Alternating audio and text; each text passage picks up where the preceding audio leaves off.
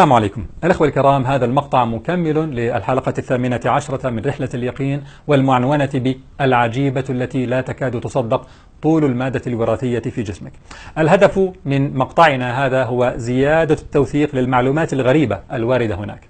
كيف وصلت الأبحاث إلى هذا الرقم المهول؟ 20 مليار كيلومتر من المادة الوراثية في جسمك.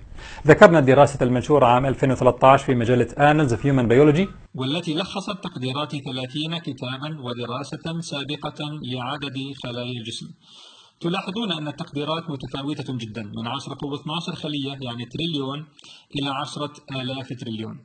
طيب الاختلاف كبير، نريد رقما أكثر تحديدا. تمام، لذلك في دراسة 2013 أجرت أيضا استقصاء لعشرات الدراسات الأخرى أيضا لتقدير عدد الخلايا في كل عضو من أعضاء الجسم كما في هذا الجدول.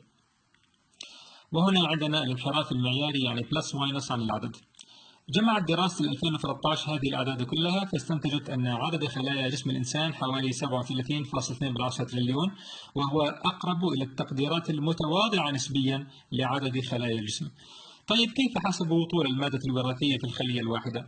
الحساب هنا سهل نسبيا.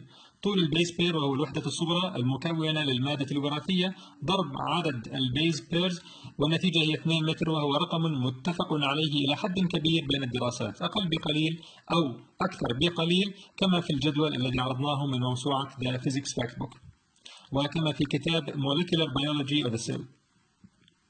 ذكرت في الحلقة أن هناك مواقع تذكر تقديرات أعلى مثل سايتبل، ولم أجد أي مرجع آخر يعطي حسابات تصل إلى نتيجة أقل. قد يقول قائل بل هناك مراجع تتكلم عن طول الأقل، والجواب أنه ليس أي من هذه المواقع يذكر حساباته التي على أساسها وصل إلى هذه النتيجة. أريد التأكيد على أن الطول الحقيقي قد يكون أكثر من 20 مليار كيلومتر، خاصة وأن بعض الخلايا في الجسم أوكتابلويد أو تترابلويد، يعني فيها أكثر من نسخة من المادة الوراثية. كما أن مولدات الطاقة في الخلية ميتوكوندريا فيها مادة وراثية أيضا، وهذه لم تؤخذ في الحسابات. هذه المادة الوراثية في إخواني مرتبة بطريقة عجيبة كما في الأنوية، كما لو نظرنا لها من مسقط رأسي. هذا خيط المادة الوراثية ملفوفا حول الهستونات. فسبحان الله رب العالمين، هذا أفضل ما أمكنني من توثيق، والله ولي التوفيق، والسلام عليكم ورحمة الله.